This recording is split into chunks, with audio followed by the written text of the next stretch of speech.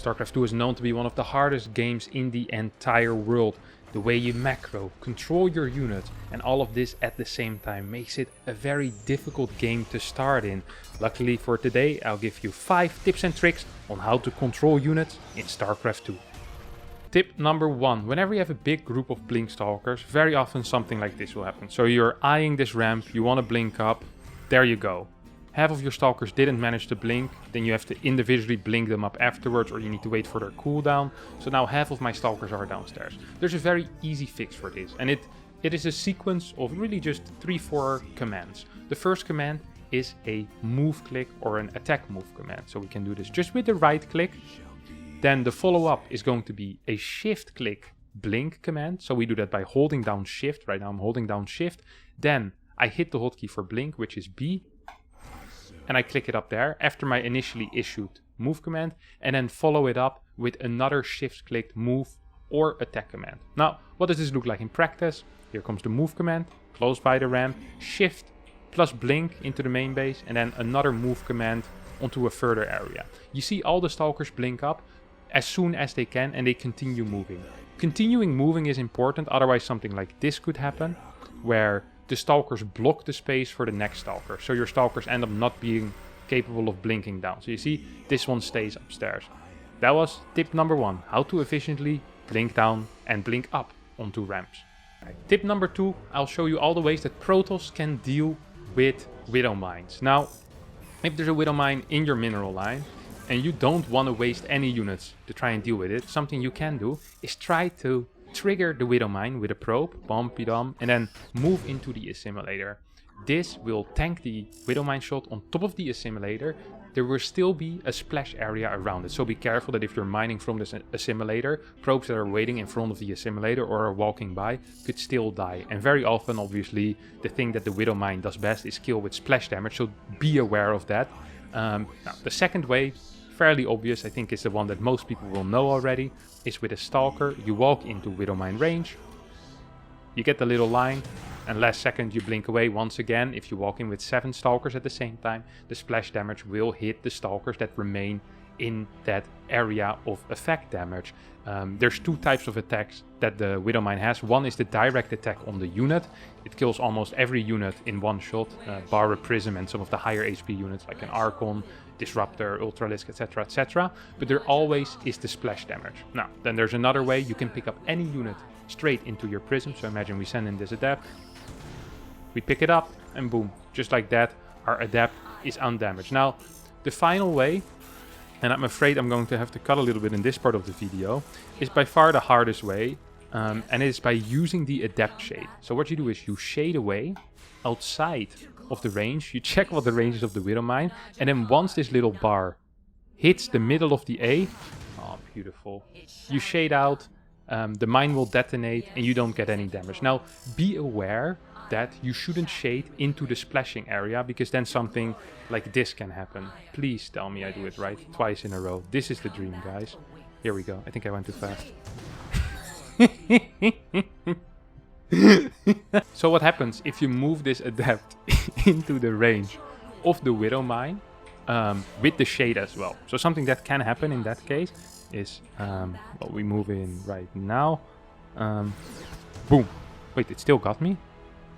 Yeah, so this is the one thing that can happen, is where the shot, it kind of stays to your Adept, and if it isn't in the air yet, while you're shading out, it's just gonna hit you afterwards. But what can also happen is that it splashes on top of you. So those 2 things can happen. I swear I managed to do it once, but I wasn't recording that part. So it's a difficult trick, but definitely one worth learning, especially if you like doing early game Adept pressure with 1 or 2 Adepts, and you always struggle with dealing with those mines. If you know how to do this trick, it's a really cool thing. So let's move on to trick. For tip number 3, I want to show you guys how to effectively use things like prisms, dropships, overlords, medevacs, whatever you want to call them. So very often I see people, especially that are new, they're clicking their prism like this. They want to pick up these 4 units and they go like this. Or even worse, if they're all dropped, is they'll shift click. Well, actually, in this case, it wasn't that bad. Actually went relatively fast. But if you're at a distance like this, and I want to pick them up, you'll see a little bit of deceleration happening every time I want to pick up one of my units, which is obviously not very efficient with my time of, imagine I want to go somewhere quick.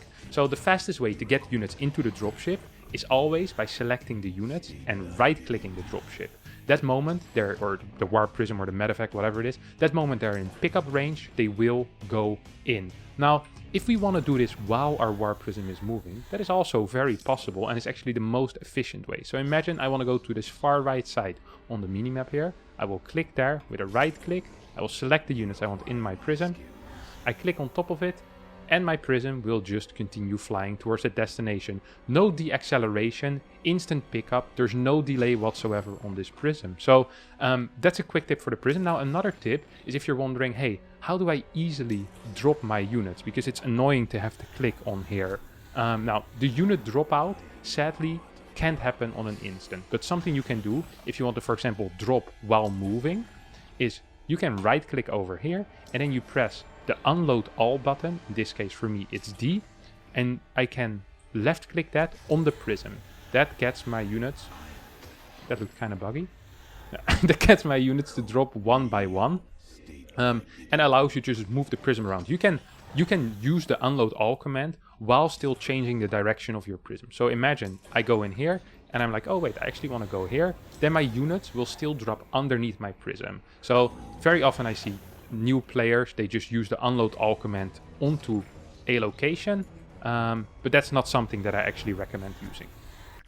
For trick number 4, we use hold position micro on workers to make sure that the attacking melee units will not attack the unit we want them to, and just in general have a harder time. Imagine we're just mining like a normal person and we A-move those Zerglings. The Zerglings immediately will be able to catch the Stalker, and afterwards we'll be able to clear all of the probes. This is a very easy example of no micro, not really doing much of anything. Now, if we have this exact same scenario and we run these Zerglings in, and we select, so imagine I just A-move these Zerglings, okay? Then we select our probes, and we just hold position command around this Stalker. The Zerglings don't actually know what to do. Now, there is a second layer here where if the opponent is smart enough, he can start individually attacking workers.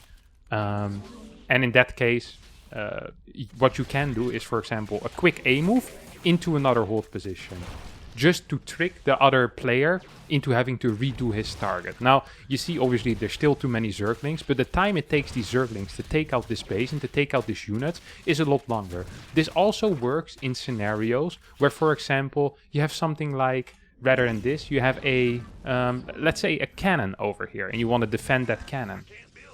So we once again have these Zerglings moving in, bumpy-dumpy-dum, and you can just surround that cannon with your probes.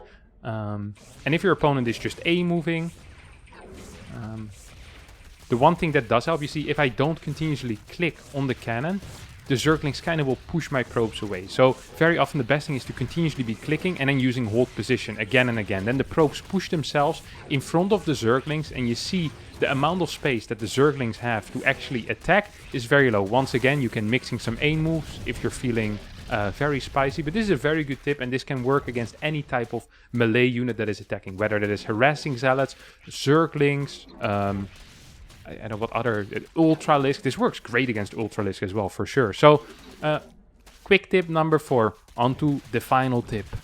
For the final tip, I want to show you guys how to micro Banelings. Now imagine we have 9 Banelings here against 23 Marines, and the Terran player is splitting. This is a slight over-exaggeration, but I think it will still work. Very often what I see players do is just A-move their Banelings. What will happen in that case is that the Banelings will kill the individual Marines and not necessarily go for the big clumps. They just go to the unit that is the closest. Now, if we take this exact same scenario, but instead of move or A-move commanding, we just move command nearby the big clump in the back. So we set up this thing one more time.